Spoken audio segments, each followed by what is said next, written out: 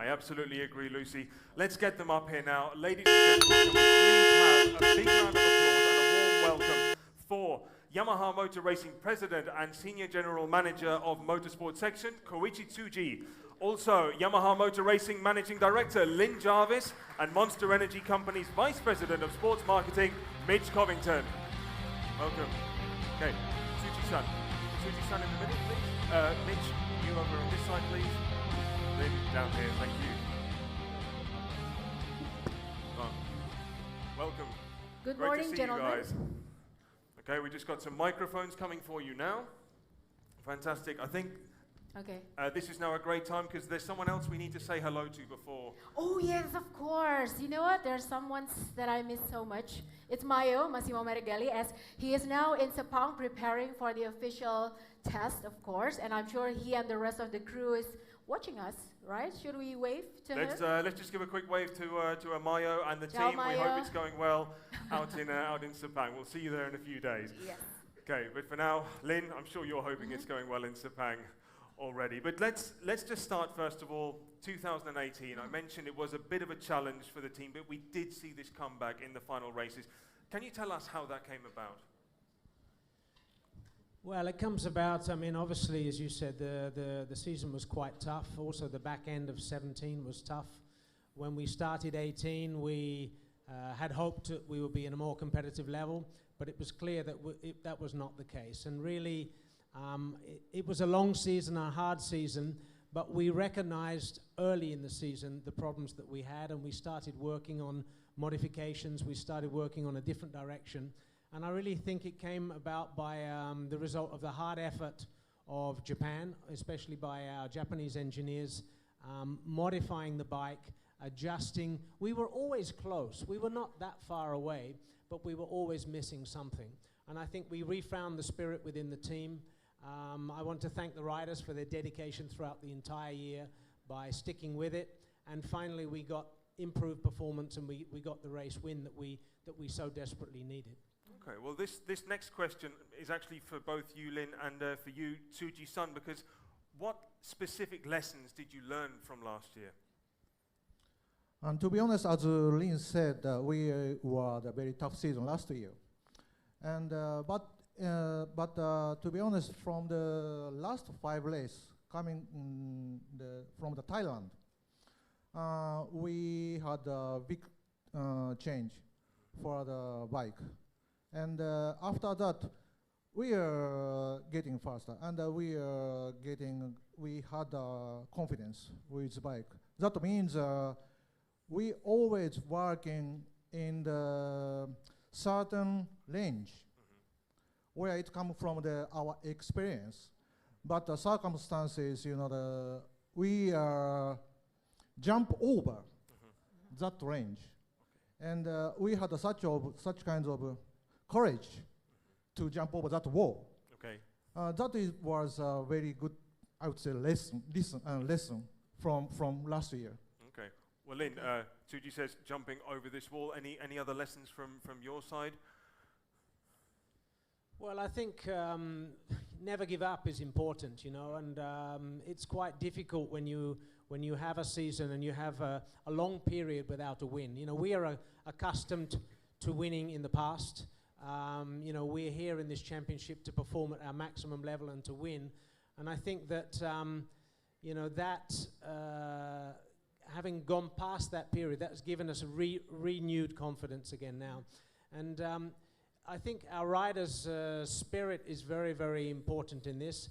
And we're fortunate that both of our riders are in, you know, I've seen them this morning. Obviously, we're ready to start this new season.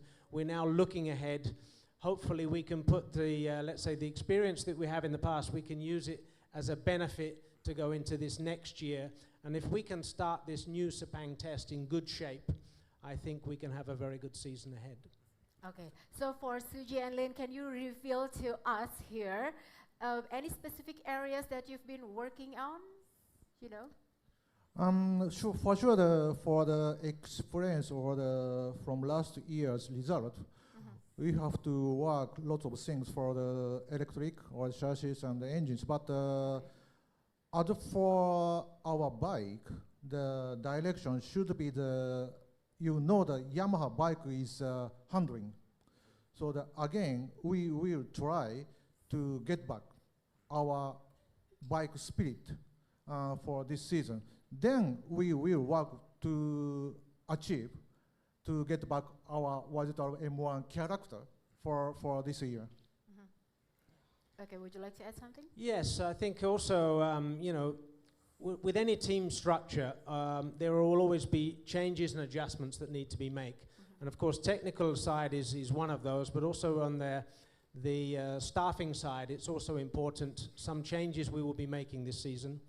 Okay. In Japan, we have seen there is a new organization, a refreshed organization in Japan, headed by Tsuji-san. We have two people in particular have joined us. One is Mr. Ito, who is the General Manager of Motorsports Development Group. He's new to this year.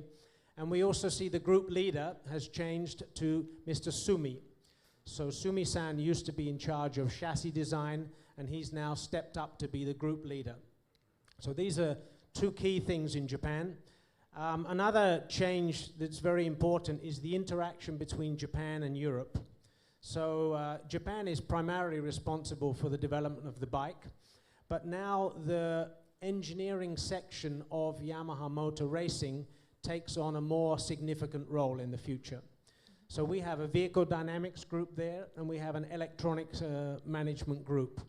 And we are expanding in Europe, in Italy. So that interaction between Europe and Japan will be very important. We also have a test team.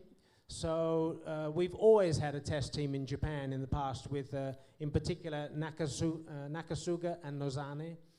But we have now taken a European organized test team to bring that final piece of testing closer to the performance of our Grand Prix riders. So that is Jonas Folger, and that test team will be organized in Europe. So these are changes, let's say, from an engineering level. Then on the team itself, we see some changes on both sides of the garage. So on Maverick's side of the garage, we've seen the departure of Ramon Forcada and Wilco Salenberg that have both moved to the Petronas Sepang team in important positions. But this has created an opportunity. We've changed the crew chief for Maverick. So we have Esteban Garcia as the new crew chief. And also Wilco was the rider performance analyst, helping the rider.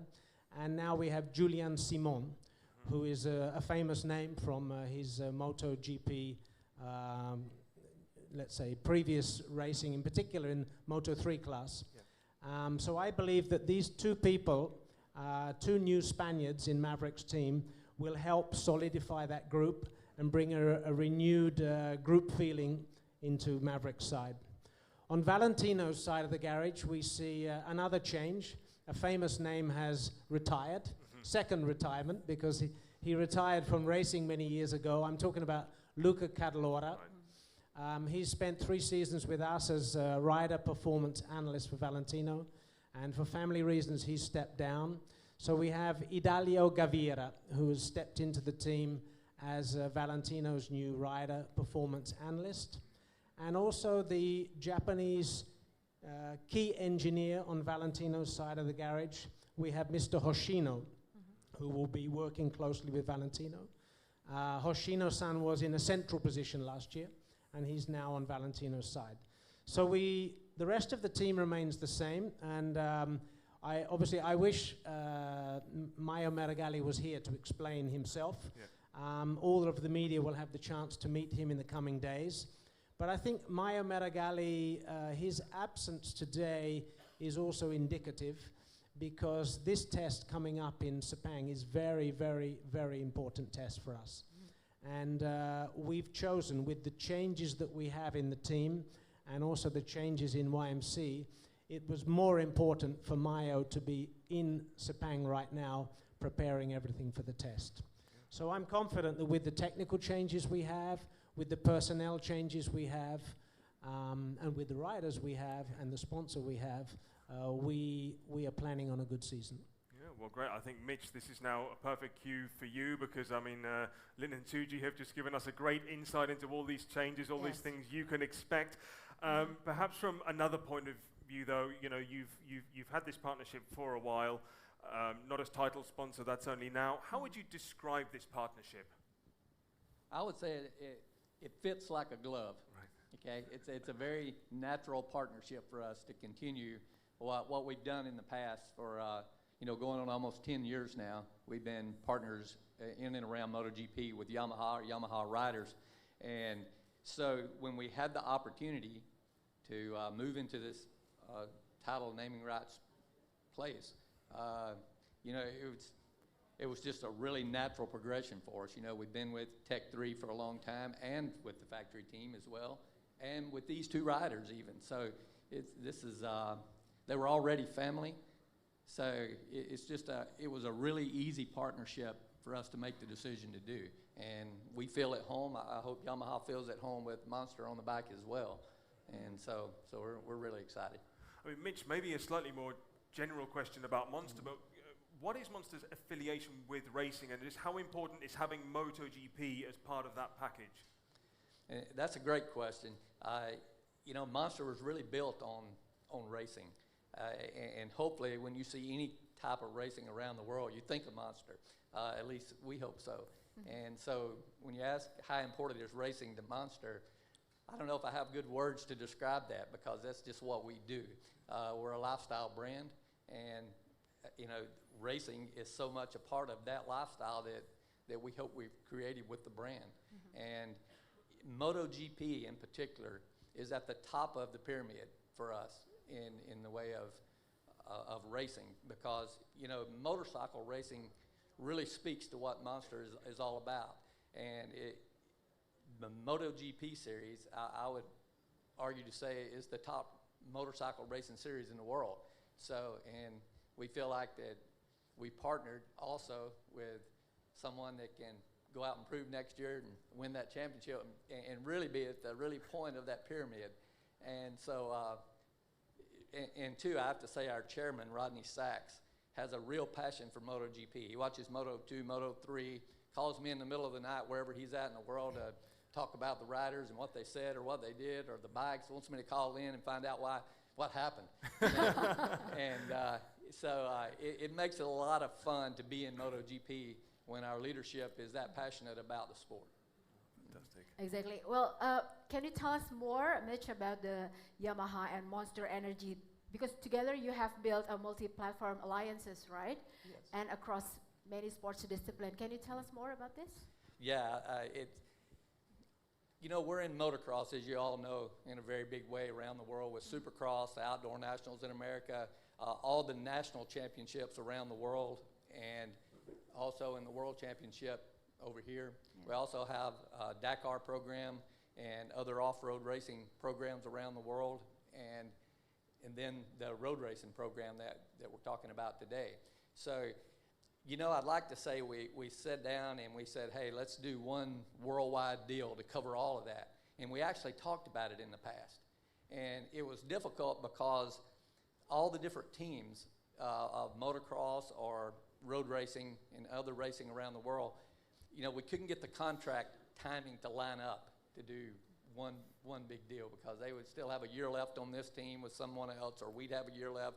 And it was just hard to make that puzzle fit together from a timing standpoint.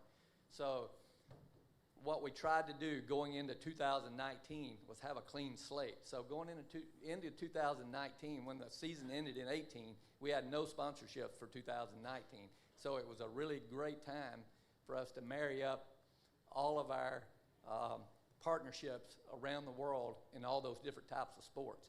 And so without trying to go do a global deal, it was a natural fit. It just happened, because when we looked at those other sports like MXGP or Supercross, regardless of whether we had this MotoGP team or what, we want to find the best team, the one that has the best chance to win, the most that fits with our brand. And it was Yamaha every time. Mm-hmm. So it just naturally fell into place as a partnership between Monster and Yamaha. So. Well, Lynn, I think some great words there from Mitch, a big deal of support from this title sponsor of yours. But let's also talk about other sponsors, because racing teams, they need a lot of support, and I believe it's more than 50 companies you actually work with kind of as secondary sponsors. Tell us about those relationships. Yeah, it's you know, it's very, very important to have sponsors and partners in motorsport. I mean, firstly.